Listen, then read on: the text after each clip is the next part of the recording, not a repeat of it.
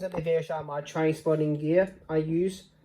I don't carry all this gear most of the time, but I may carry the camera, the iPhone, the scanner, my mic, and the tripod. When I'm filming in the Hawthorne Tram Museum, when I don't go to the museum, I carry the flashlights with me because some trams are quite dark. I use this one recently. It's a $5. I think it's rechargeable with the Android charger.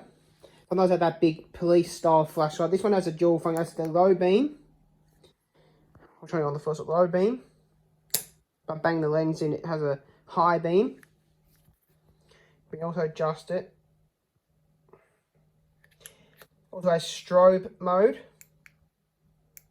and a side flashlight.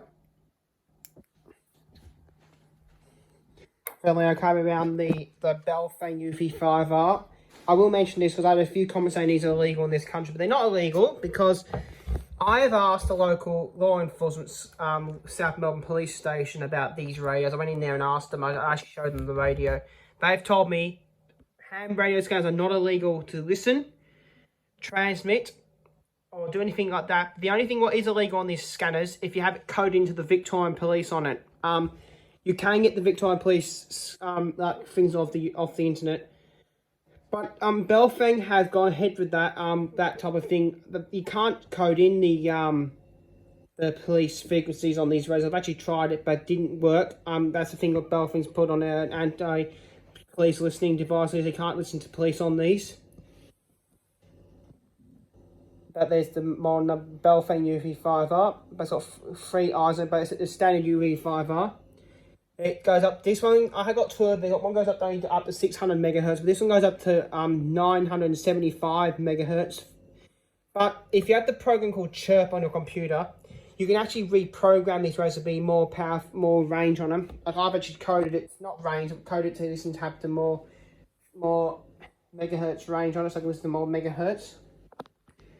But I've changed the antenna from the original one to a Diamond RH77 cell. I'll turn the camera so you can see it better.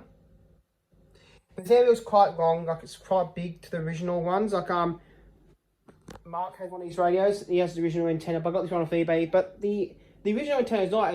This is not as. This does the same thing as the original one. It's actually not as different sounding as with this antenna or the other. I've just done a video explaining that. Because this has the V-line fees. What I've done on this radio, because it is illegal to transmit on the railroad, but I will show this on camera. Look, not to press that because I'll get a copyright claim up from YouTube. I press that button. It'll play music in the receiver. On that frequency there, that's V-line. If I press this button right here, it won't do anything.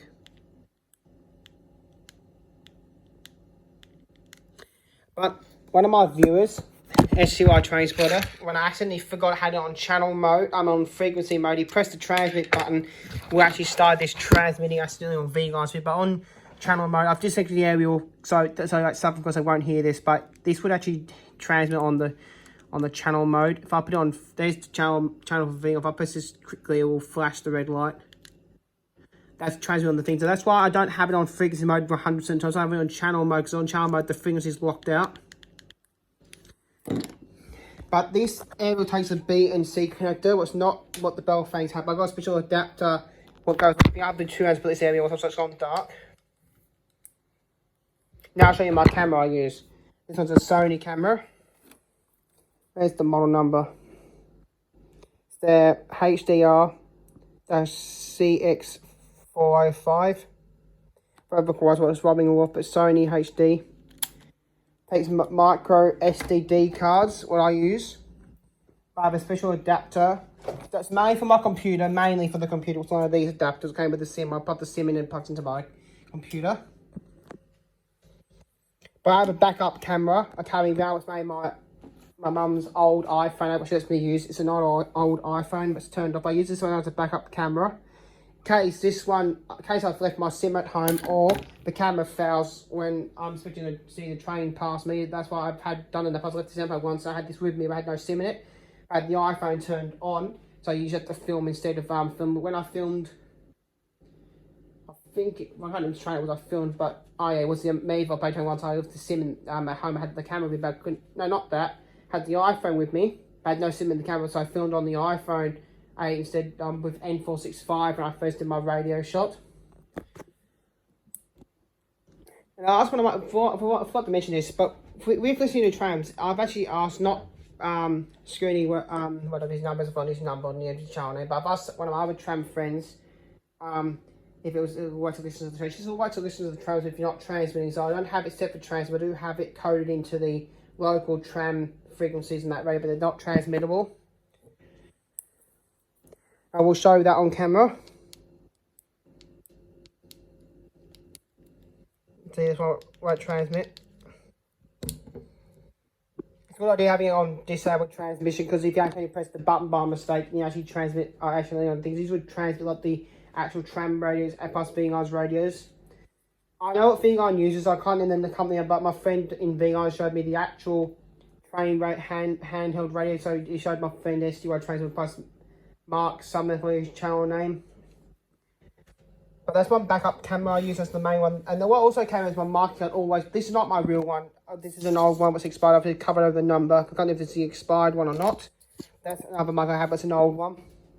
Also came out my tripod as well, most of the time. Mainly when I'm in the metropolitan area, I don't film with the tripod, only when there's special events. What I've done recently, just today, I've actually capped one of those portable chargers to the camera tripod, so I can charge it up any time I want, if the battery goes on the camera. I do sometimes carry around a spare battery that's full charged. Charge one camera battery and I change it over to the other battery, charge up and I carry 2 batteries. But what I do sometimes, I also carry my V-line style jacket around with me as well. If I'm filming in areas where it's almost dark and it's not really good light, I'll carry that, wear that when I'm filming goods trains, not like the Warrnambool freight. Mainly I'll wear that when it's dark. But this is mostly what my train spotting gear is. I'll carry around. I'm going to hold that there for about 10 seconds and it will show that as a title picture.